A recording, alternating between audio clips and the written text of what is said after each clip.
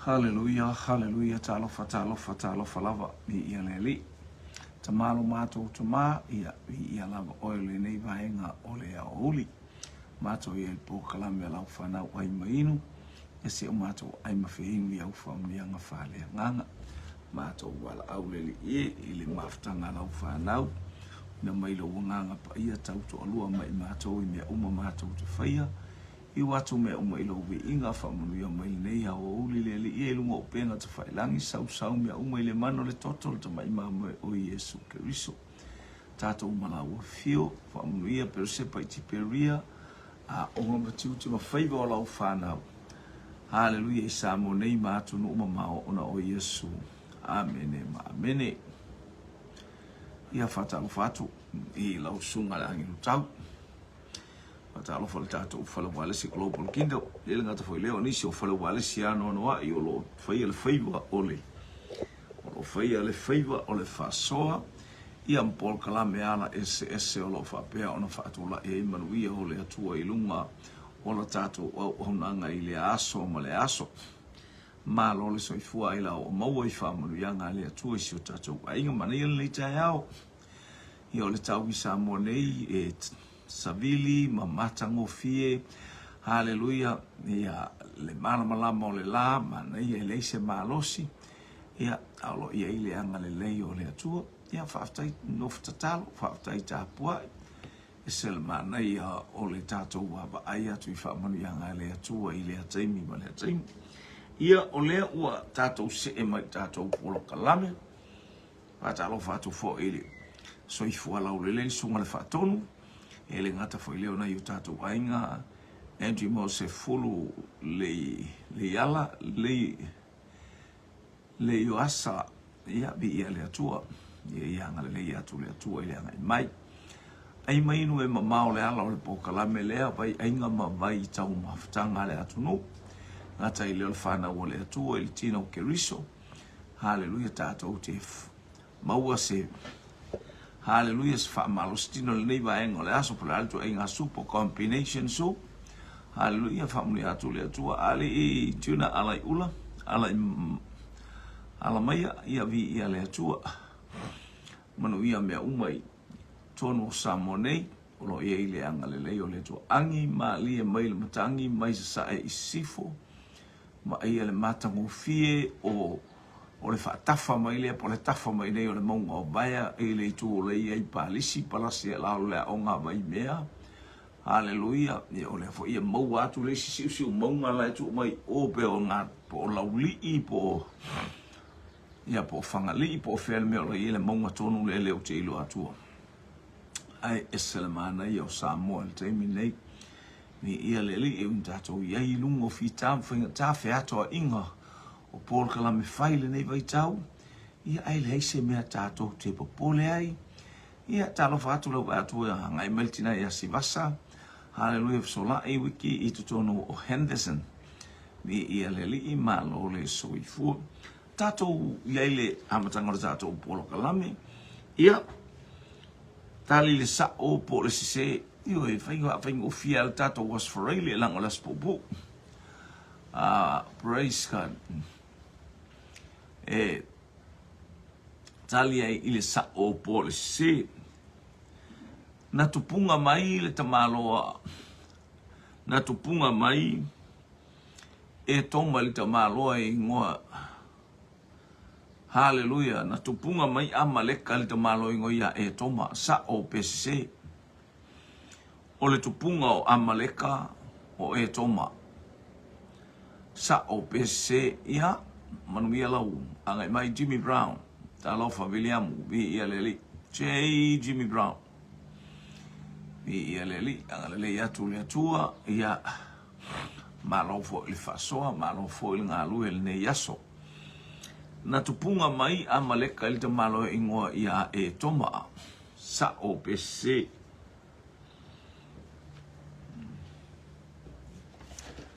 hallelujah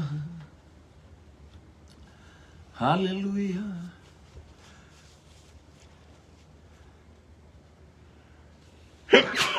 e o tali mai le angelu tau sao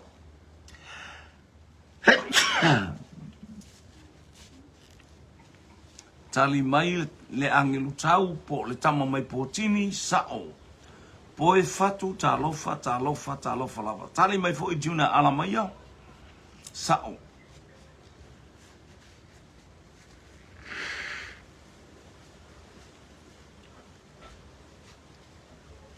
Lua tatou tali. Tali mai tama tama le vai ngalu. Sao. Tama mai le usu e tuna. Ala maia sao. Po e fatu talofa. Ia leli so i formanuia ia fatalofa atu foi. Ma lol nei ia uli au tatou ia fatasi. Ia. O se vai ainga masina me ai fa le nganga foi le fa malo sia ti le wa ai tino ai le nganga a. O le ute ia i le fisili o amaleka e tupunga Maya e toma sao PCC. Au mai lau tali le sao malisese.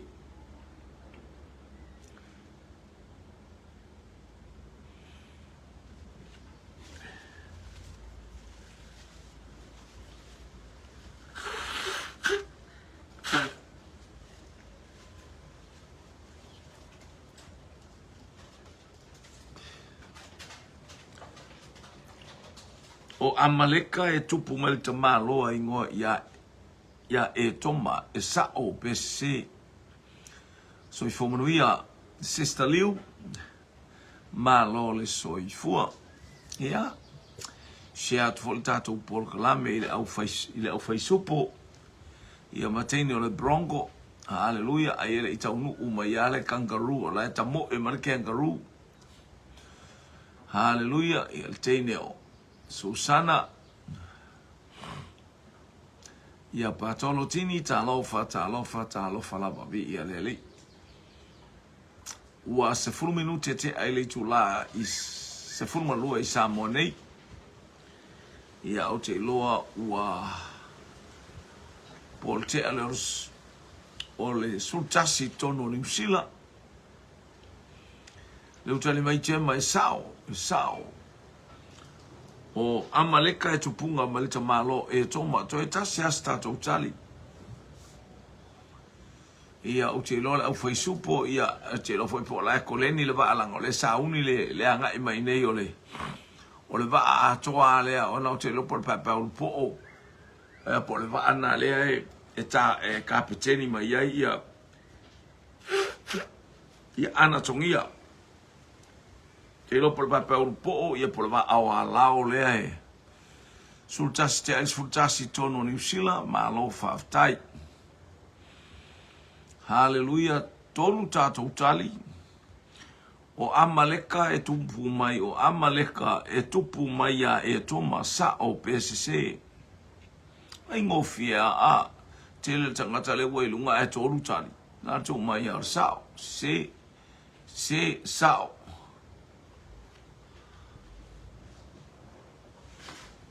Mam, se va ayo kwa pelo kamala ka fa mai o luma bu ke fefele wala. Praise God.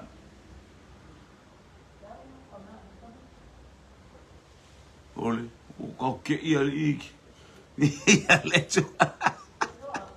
Asa safari ai fa molang lo foi pokalame. Ia ngo vai ko mai ki o safari ang iluma o ka bathroom. Oh, ia. So le sa o le a. Yeah, but wonderful. Ni ia le ai mai no e mamao le ala. Praise God. Ia o le ala ua tali tatou fisili. Ua tali tatou fisili e sao.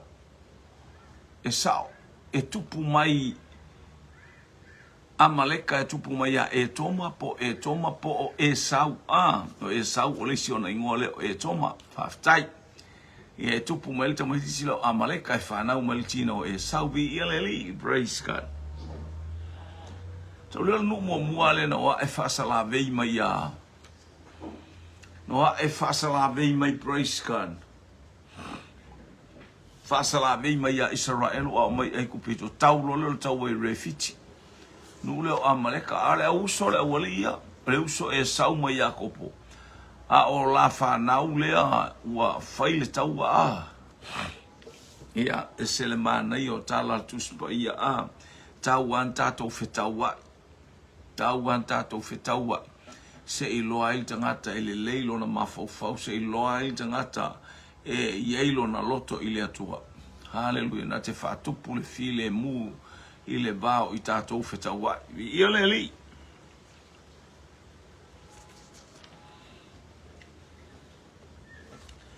Hallelujah. Hallelujah. O se vala aua le atua na whana wa Isamaeli. Hallelujah. O le fina ngalo leo le atua. Hallelujah. Ia whanau Isamaeli. Se fina ngalo le atua ia whanau Isamaeli. Ia?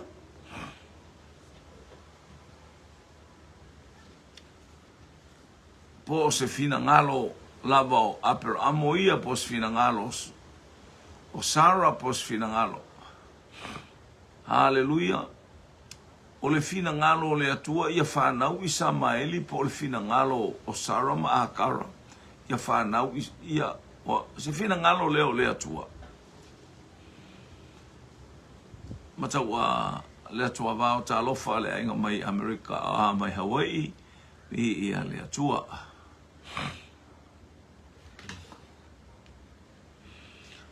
Na fina ngalo le atua e tauna whanau ia Isamaeli. Ia, mai e sautali mana ia. Na fina ngalo le atua e tauna whanau Isamaeli.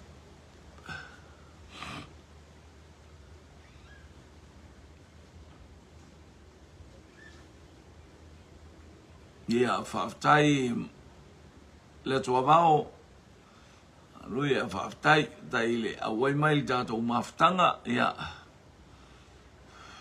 tangata lana mātou nui i le ele le wā moa e tau le ilo le ingoa le o fiu ia o le ingoa matai mai sini a o le ingoa stama o wha uma wā lesi ia vi ia le ali te le taimi la sa ua latu ai fo i o whaia onga ina ia sanga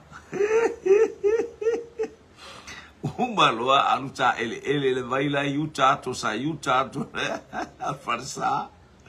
Hallelujah. Ia ma umai fo ia male aso. Ana tongia le teine mai la uli America Samoa. Ole fina ngalo Sara. Ole fina ngalo le atua ia whanau Isamaeli po ole fina ngalo o Apero Amo, o Sarah ma Akara. Leo tali mai le angelu tau o le fina ngalo o Stene o Sarah.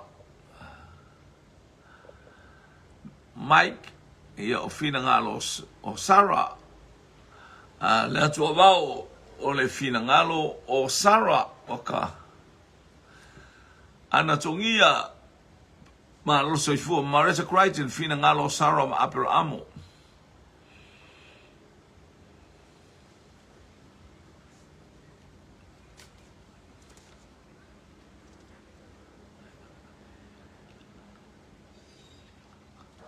Ia fiktari ngofi o le fina ngalo la o Sarah po le fina ngalo wai o le fina ngalo le atuana whana wai ia mana fe atali mai fo ile le ai le lei atali mai fo ile yoe le lei Josephine Maria Hans talofa ile anga mai o le ai ngole fatu to aftai talo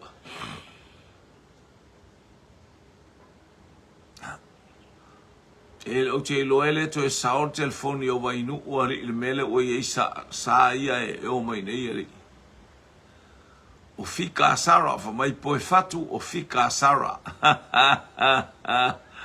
mai ana tongia le ai o le loto lava o Sara sa ia avela na au ona ia Akara a olana tane o Apero Amo Lis Paselio talofa le o se mai male combination so mana ia pe ana tau ngofie ia wa fai fo to tongi le valele le au mainga le combination taunga tale combination o le super pito isili le na au le leo le kukartini le asole sauma le afato sup ni ia le li ai mai no e mamao le ala ia ua maua le tatou tali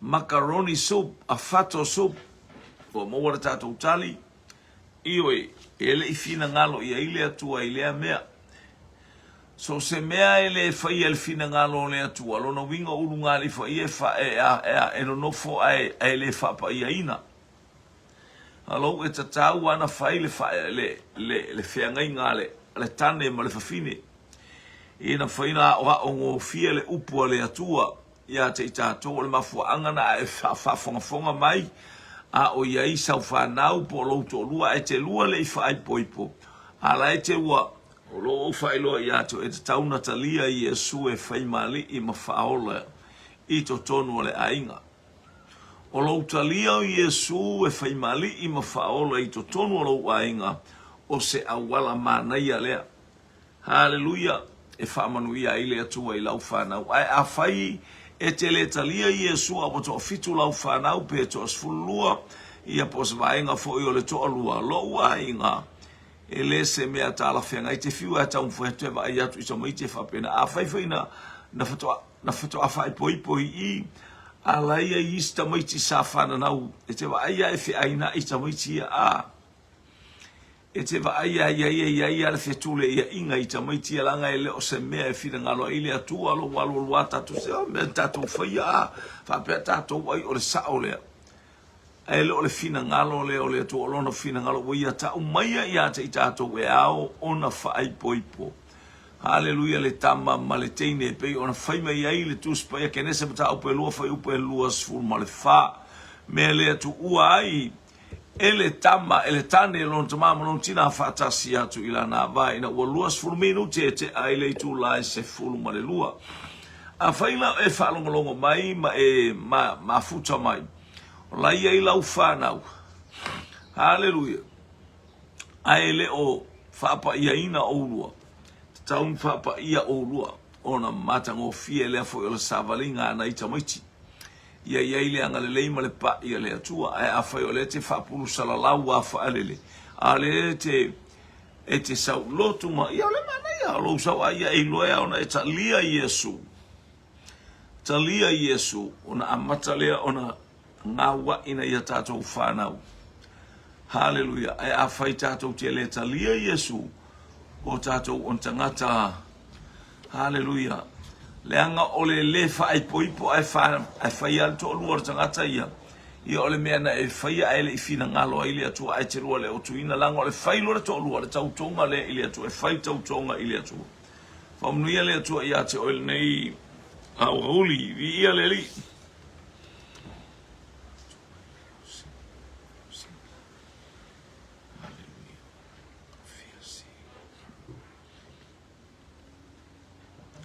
Hallelujah, hallelujah. O leisi a tātou fisili, o aina mua whanau. O aina mua whanau o ta maiti nei. Na mua whanau na whatali. Hallelujah, pena mua whanau le tama o Iosefa. Na mua whanau na whatali pe na mua whanau Iosefa. O ai o tamaitia na mua whanau. Patala watu lau sunga na papenga inga nai. Ia lele nei vai ngole aso awa ngai mai. O ai na mua whanau. O na whatali po Iosefa.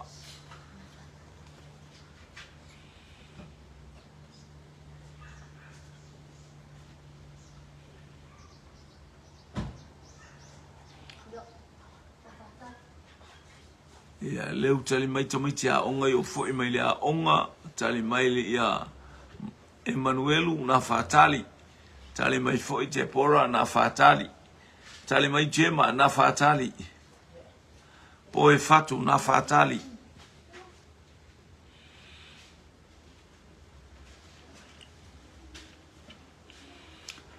Marita Crichton, Nafatali, Faftai, Tini Lemai, Tutuila, America Samoa. Praise God. Ulona ono Nafatali, Elona Sfuru Malelua Yosefa. Famaichema e se fulu lua Yosefa, Elona ono Nafatali. Faftai. Hallelujah. Ia le whapea mai, ia le angel tau o nā whātali mai manono. Mua whanau nā whātali mai a ana. Matau a le atua wao nā whātali. Na nai whiangainga, mua whanau le angel tau po o nā whātali. Ea li. E kali al kamale mai fale. Ana tongi ana fatali mai sale aula oi kalo fae wa fasi kele fo iari.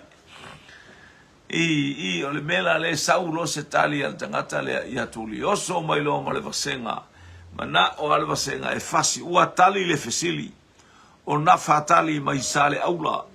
Na mua na fatali o lona sfulmaretasi o Josefa sfulua ia Peniamina. Ya, laki asuni o se talofa Lucy as Lucy talofa manetali na fatali anatongia sfurtasi Josefa faftai tali le watali tato ufisili fa manuia le atua isio tato ainga ua sola tavita ya Abisaloma. Ai famuli ai ana palake i le fale po le moto le tupu e fia palake na fatali le fale pe fia palake po o aba fa tope a tavita na nonofo le fale tu so aba ta fau ia tavita se le mana ia sa ia na palake ia ele ta ua mena o aba. Hallelujah. Ole mea alua i tawita ili anu ia leo tau. Hallelujah, tali mai steine o tuasivi. Hallelujah, o nafatali.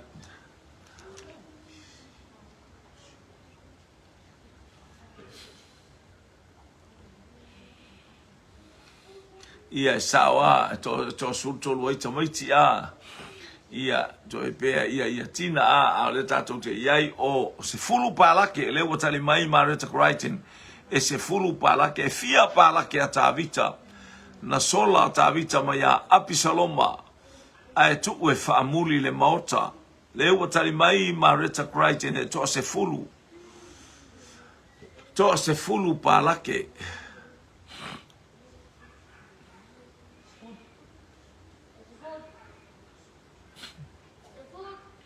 ia la watali mai tamo Emanuelu e to asfolu. Ai. Tepora se fulu. Tali mai tepora se fulu. Ai mai no e mamao le ala. Ia po i ole aso muli nei ole tele o ngā luenga tali mai Gemma se fulu, tali mai Josephine se fulu. Ia ua to e tasi as tātou tali. To fia palake a tavita. Hallelujah.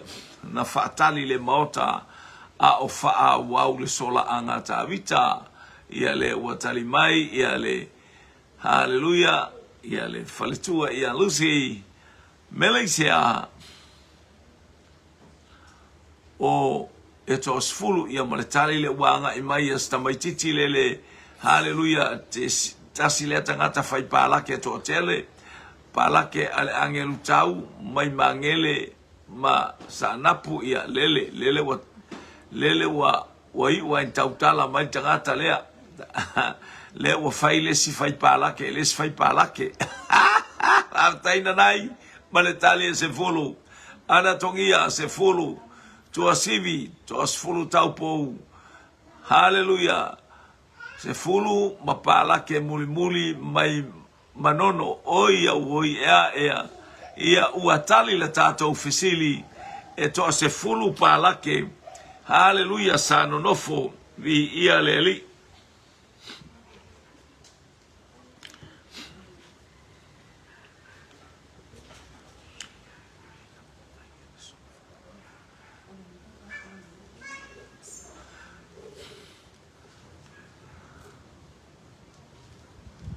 Haleluia. O le ia tatou fesili.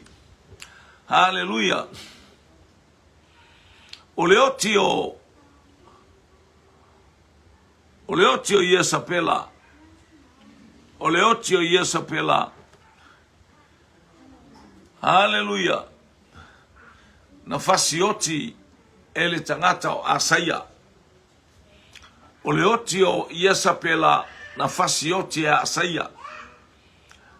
Ia, haleluia. Alofa saupo se male ula se uli ali talofa o le otio o Isapela na fasioti ele tangata ingo o le tupu Asaia o le otio sa o PCC o le oti o Isapela na fasioti a Asaia le tupu sa o PCC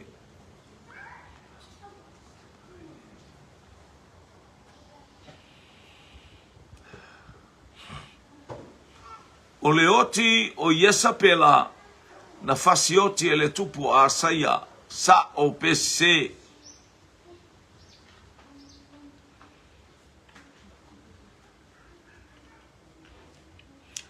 ia leo tali mai tia mai se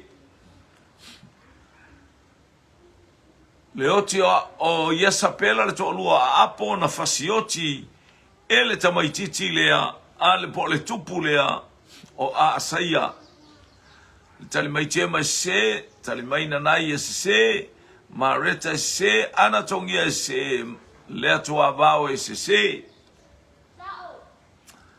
ia utali mai ia la utama la o so mai o esa utama Emmanuel o yo te pora ia awar tu evara au mai se te ua o sasa aleluia tato utali matau se anatongia se mareta se nanai se Jema se, tasile se, luar se, ia leli. Haleluia.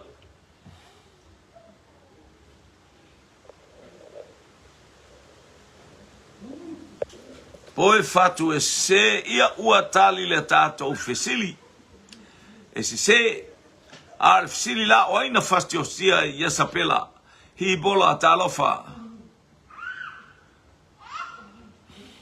praise God taupo Samoa AOG le AOG totono taupo po le mga alai yala ese o Aukilani ma Wellington e taupo lo fa ingoina ai le kalesia malosi ale AOG Alice Lela le afa talofa lava haleluya maya anatongia e false a oai la lea na fasiotia oai na fasiotia Isapela le wa umar tato utali le sa o mar se le ufa atu se a oai la lea na fasiotia Isapela le utali mai jema o yeu tali mai foi ia Lucy, eu, haleluia, yelo, sole, lo fa mai ona nai ali, talo fa stamali, le wanga e mai le super beef, por super povi, lamb soup, ya tamole, mamoe, matau ale o tuava o eu, anatongia o eu, haleluia, haleluia. Praise God. Tasi le yeu, lua le yeu. Tolu yeu, fa le yeu. Toe tasi toe luan tātou tali.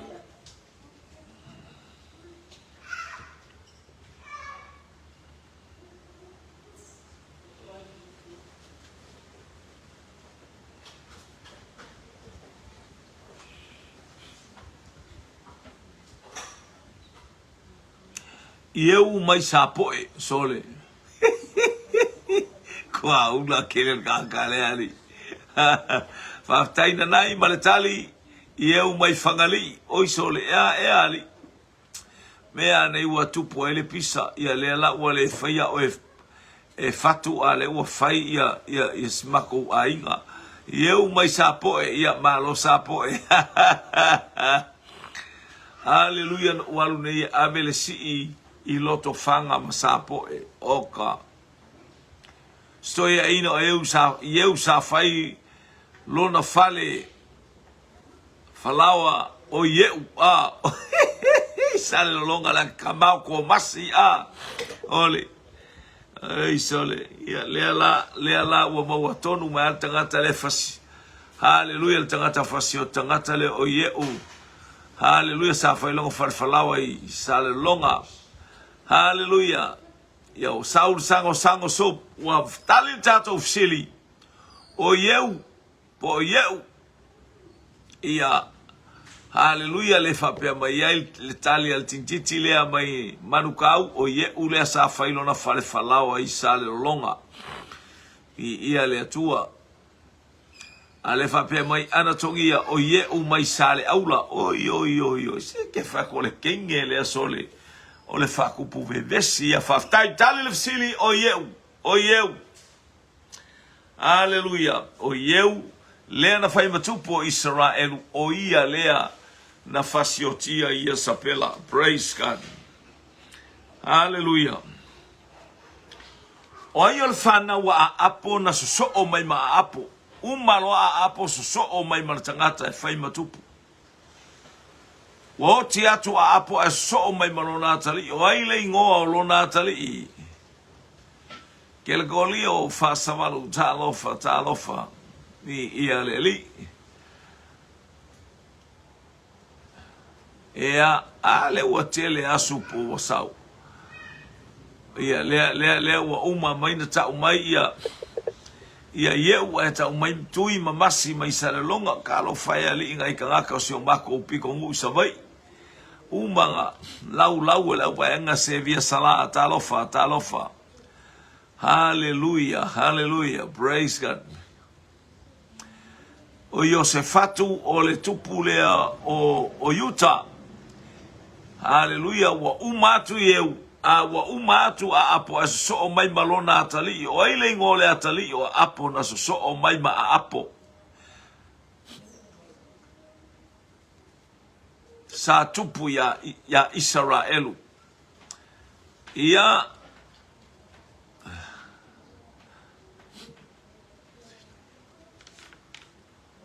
se fatalo fatu ile le fionga ile tupu fia alfa muina teine o sina Yohane fanolua o a mai lau fionga tate muse ta watu sengoa tate muse ta watu sengo sa ta mai ta isese ia leo ta mai ana tongia fa mai Yosefatu le foi na ta mai lunga e jema le tene palauli le tene sili lea fai mai ia leo se mai tene lea mai lea fio anga o papa ipuleia sina o tauatama. Hallelujah. Le fa pe mai ana tongia Yosefatu. Leu fa pe mai jema oi sorry o Asaya. Ia le wa mo maltali fo ile o Asaya. Ai se e mai lo mo mau keni sup o le teine lea, le teine fai sup o lea. Hallelujah. Mai manono. Te lo fa mai ya mataua le tua bao o Yosefatu. Ai fa mai ya mai preta o Asaya. ia le ali ua tali le tatou fesili ua tali la tatou fesili o le tali o le tatou fesili pe tolua totolu latou le faamanuiaina o a'asaia tamaiti le na le lua tasi lua tausaga na tupu ai ae ota e faimea leanga e lē ni tupu lelei ua e so'o i lo latou tamā o a'apo faafetai mo le tali o le tatou fesili o Paulo e le tamaitagata faafetai lava Mareta Crichton leo mo watu le tali o Asaia sa'o lelei lau tali ia ma le tali kopi e stama Mike ia na si angelu tau ia leo mo se mai a ole apostolo o Paulo le tangata poto mata mai haleluia o lana sa ilinga fa farsaio o se sa ilinga e le matala talaina e le tu maina haleluia ona o le ata mai o le tangata o ai le faia onga na onga ai Paulo ia faafetai Asaia mai sa le aula mai anatongia ua maua le tali o Asaia faafetai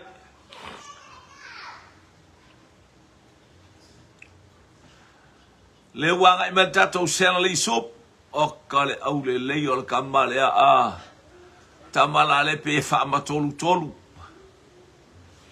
o ai le ingo le faia onga na onga ai Paulo le apostolo nu ese tali mai jema haleluia masfili tu auliu faola tane o Gamalielu Mike o Gamalielu mai sale aula oi sole e ali ato tangata ia o mai lungar tu spa ia le fo ia maua mai fo inu ia ali faafetai tali mai le angelu tau po tamo le vaingalu Gamalielu mai sale aula tali mai fo i teine le mai manukau ia po teine fo tani fo le vao Haleluia. Tema fili faolotane Gamalielu le o tali mai Mareta Crichton le tintiti mai Hawaii. Praise God. Aloha Hawaii maletali o Gamalielu. Praise God. Ile mata upu e lua suma lua tusia ngā luenga nae whaia ile tautino ngā Paulo ilo na olanga pe uma mua lua male tolu nae ta uma iai le nuu lea sa o ile whaia onga sa onga ita malo o Paulo na o ina ule poto ile a onga haleluya ta uma i male tangata talofa ana tongia o Gamalielu ta vita manu haleluya fatalofa tu Seattle i Washington Talofa lava. Hallelujah. Talofa tulteini lema Hawaii. Aloha Hawaii. Aloha Julieta uli vi ia le ali. Ia alofa atu mo oele. Tina. Le ua mawara tali o tato. Vesili lua sfuma lua tusi ngā luenga foi upu e tolu. Na oa uina uile ma nei o le ngā luenga marea o ngā le whaia o ngā ingoa ia Gamalielu. Na whana wa ui taso i Kilikia ioe, na tausia ui tonu le nei a ai o Yerusalema hawa ui na ui le poto le tu la fono i lea ongar ta maloingo i a Gamalielu i ia le li, selling amen i ia le atua ua tali le tatou fesili o Gamalielu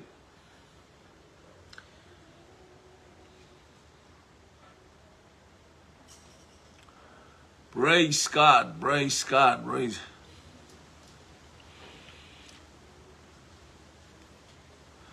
o ai o profeta nei na mua vavalo mai ngā luenga e whatino ina i Yesu o ai o profeta nei na mua na lue mai o Hosea po o Akai po Hosea lea na mua ngā lue mai le matango fie haleluya whaftai lea tua bao leo mawa sa o lelei ana tongia sa o le leilo so lua fai po e tolu ngā ruenga Kika Joe, talofa. Ya unanga lau polo kalame ai maino ya wauli taitasi. Leo tu ina atuai tato ufisili Wai o profeta neina mua babalo mai ile afio mai o Yesu. Mangaluenga e fatino o Yesu. Hallelujah. Praise God, hallelujah. O akai po o Hosea. Tali mai chema o akai.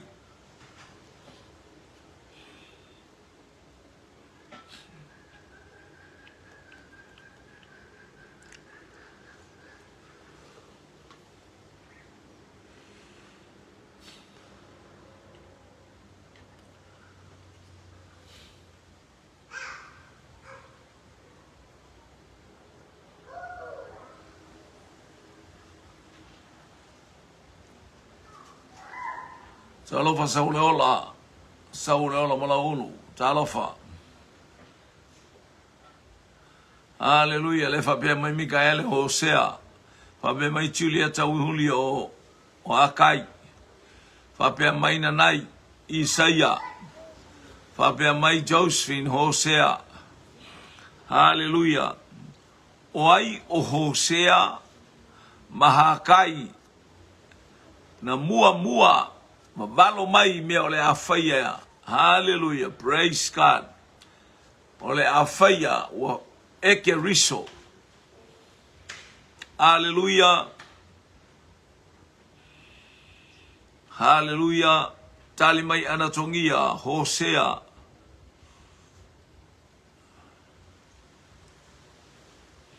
Ia ua talil tato fisili. Ia le tua, ia mataulia, o le taumainga Hosea, le taumai Hosea o ia o Yesu. Hallelujah, e anu le teine, o le ata o le kalesia, o le ata o le atua whamangalo na ala mai a Yesu Keriso, ma le kalesia ula vavale, mata upe tolu le tu e whapea mai o Hosea lava, anu. Mataulia o le mua tala no mai Hosea, o le profeta le na mua taumaia, profeta la iti, Hosea lea na mua ta umaia vaenga na ta umai foi. Hallelujah le tūlanga. Ile toe alu o Hosea toe whatau mai le fine, whatau i tupe. Ia ilo whatau ina o ile tupe, na whatau ina i tātou. Hallelujah pe na whatau ina lo tātou wali ile totopa ia o Yesu Keriso. Na whatau ile tupe le tangata o Utah. Hakai i ia le li o le profeta lea sa whawhiangai. Hallelujah, ma le fawino o le fale, sili le malu, le fale na mua, al fale na muli, ilo le fale na mua, ya. Pe ia muli, ia le valo mai ia kai le vaenga lea, ia ai, e mua, ia vaenga lea fa, pe ia le amata mai tangata lea mua, i le fai meila na perfetanga, ia, vaftai lo na winga la, hallelujah, ia. Langa le tau mate tatu fi sao tali sao akai sao ia pe fa fa le tonu fa punga al fisili ia male lo sa entasi kuresa. Hallelujah vi ia le atua.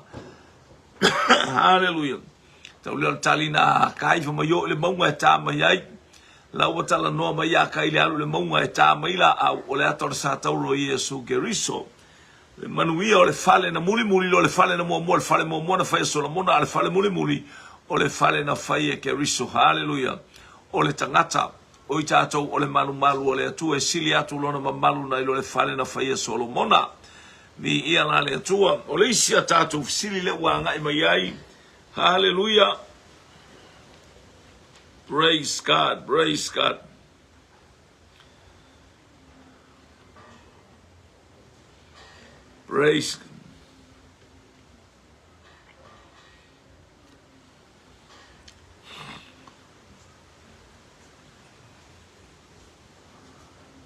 tango e fa solo mai ole atu sa ili atu tu i atu e tolu mea po mai eu to ole atu ile ali ole ale mea tatou te va ai ile ole atu sa ili atu o le ale mea tātou te maua i sa ili atu.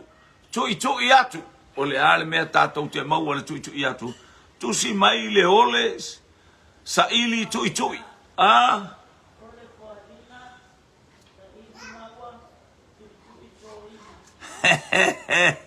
Ia lau fa mai stentiti Ohana, ia sia o whaarifai. Hallelujah, ole foaina. Sa ili maua tui toina mai. Ia mana ia foi lantali ia leli tato vai stali le mulmule tawats pauli talofa. Hallelujah, kika jo sa ortalia Hosea le sa ye momua vi ia le atua le usuiatu tato sili ole sa ili. Hallelujah, tui.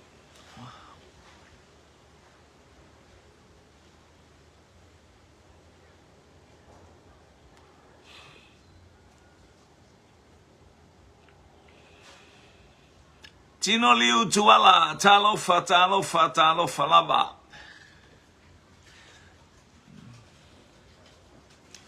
Ole atu to ina mai, for ina mai. Tui atu e to ina mai.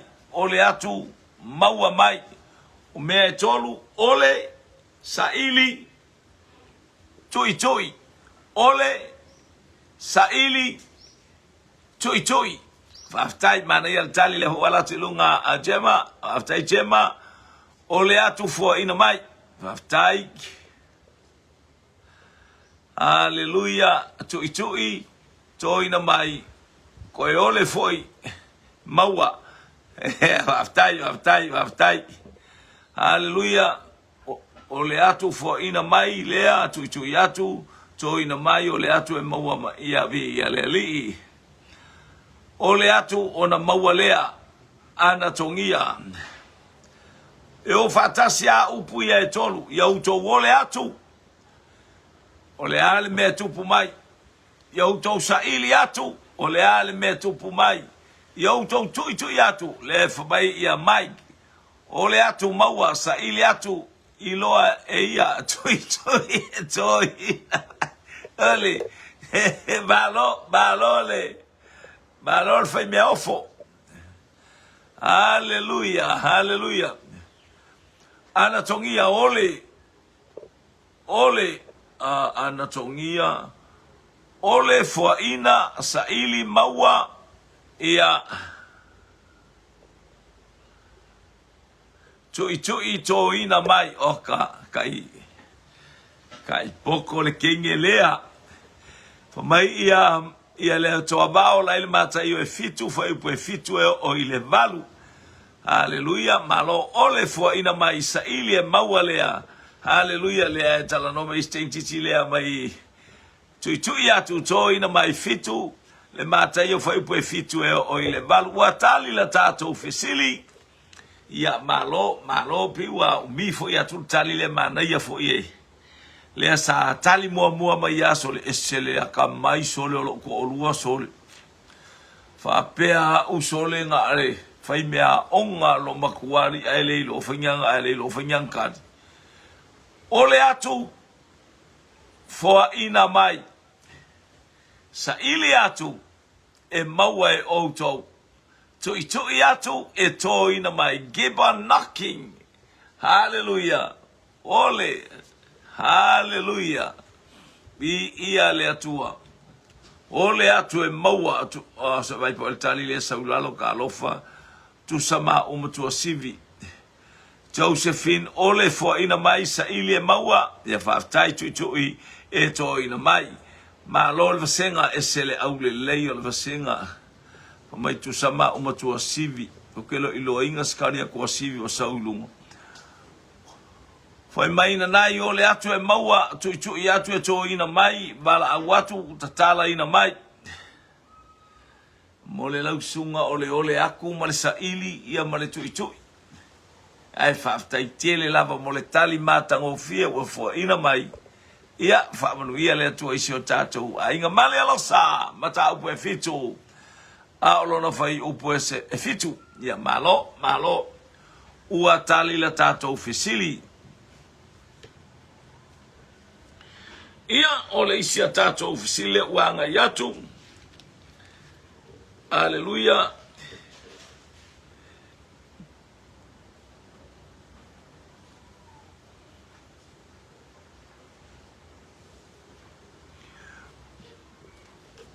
E fai mai Yesu, e fai mai Maria ia Yesu.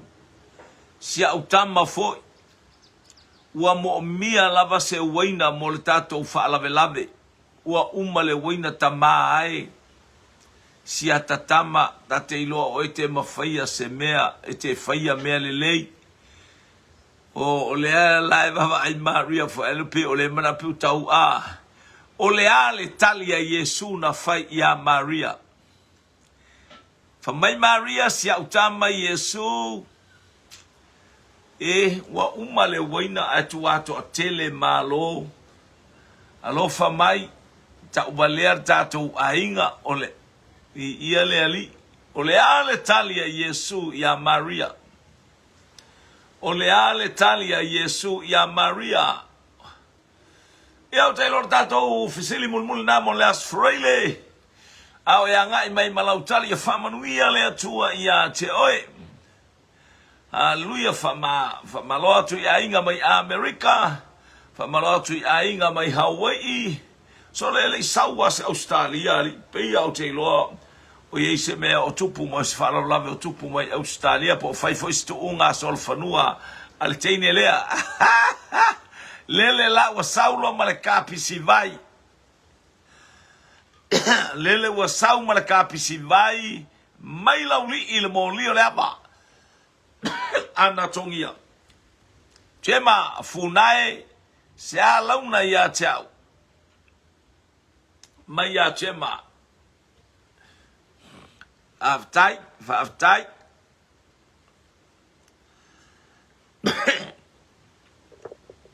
O le ale upua Yesu na tali atuai ilo na tina no fa mai ilo na tina. Fa mai ana ala fa mai hana ia sia o falawa fa pata to e bala mai hana va mole mai ele yo o ilo o sole o mo la pipi i ilo bartalia ale angelu tau ele yo o ilo uitu waso tu sale le lu atali male angelu tau ia le tali fo ina angelu tau le opi mai lunga ele yo o ilo uitu waso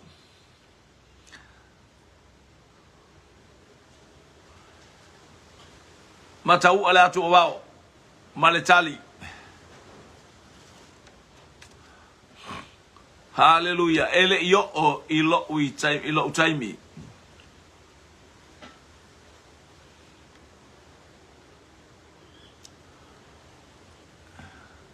Solo el kako tato wa ngale wa fai mer kako TV ka Global Kingdom TV channel.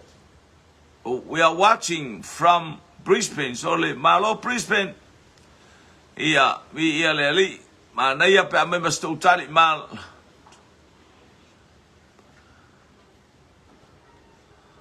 Ia lefa pe mai malotu ila epa is watching. Oh. Male lo satasi kuresa funai ele iyo. Se a launa ia tea. Lei. Nanai ele iyo o ilo utu waso. Chema ia Josephine funai sa elauna ia tau ele yo oilo utu waso. Hallelujah. Ana tongia funai sa launa ia tau ele yo oilo utu waso. Lua tali tutusa ia hallelujah maya Josephine ma ana tongia ia male noa io tatou tali les fe tau ile le uma tatou tali ai pe o so onga o tali ia o umi le maua tonu ia hallelujah o lea e launa ia te au ele io o ilo o itu waso faaftai o tali na o tatou fisile le io o teimi o Yesu ai pe o tau ia o martinai fa pena hallelujah le winga o lona langona ia o mana o ne tau walea ne i tatou wa Whaftai tua sivi ele i o oi ele